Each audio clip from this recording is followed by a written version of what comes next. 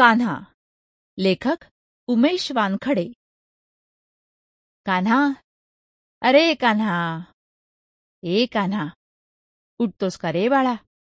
आजी हातातली पाण्याची कळशी सावरत एका हातानं कान्ह्याच्या अंगावरचं पांघरून काढायचा प्रयत्न करत होती.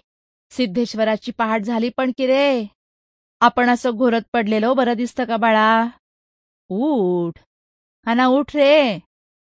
आजीनं कळशीतलं पाणी चुलीवरच्या भांड्यात ओतलं. तिची आंघोळ झाली होती. कान्हासाठी पाणी गरम करत होती. चुलीच्या दुसऱ्या तोंडावर नुकत्याच केलेल्या पोह्यांचा खमंग सुवास दरवळत होता. अश्विन संपत आला होता. कार्तिकाची जाणीव हवेतल्या गारव्यानं होत होती. पोराला चांगलं गरम गरम पाणी आंघोळीला मिळावं म्हणून आजीनं पहाटे पहाटे विहिरीवरून बादली ओढून आणली होती. अजूनही बाहेर अंधारच होता. सिद्धेश्वराची पहाट 4लाच होते. कार्तिकेतली काकड आरती 5ला सुरू होते. भटजी 4ला घंटा वाजवतात, पहिली वर्दी देतात. आजी गोधडीमध्ये डोळे मिचमिची करून या घंटानादाची वाटच बघत असते. कान्हाला उठवायचं म्हणजे मात्र दिव्यच. आता कान्हा 2रीला गेला. त्याच्या मनाविरुद्ध काही करायचं असलं तर स्पष्ट नाही म्हणतो तो. पण सिद्धेश्वराच्या काकड्याला मात्र कधी नाही म्हणाला नाही हा.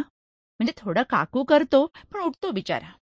आजी विस्तव फुंकत होती तर तिला तिच्या खांद्यावर कान्हाच्या श्वासाची जाणीव झाली. कान्हा उठून तिला मागून बिलगला होता. शहाणं ग माझं बाळते, उठलं ना? चल, तुझ्या डोक्यावरून 4 गडू घालते. छान गरम झालंय हो पाणी. सिद्धेश्वर बोलवतोय आपल्याला. काकड्याची वेळ झाली नाही का? आजी हात धरून कान्हाला ओढायला लागली. पण कान्हा अजूनही झोपेतच असल्यासारखा करत होता. आजीनं कान्हाला उचललं नेहमीसारखं. Sample complete. Ready to continue?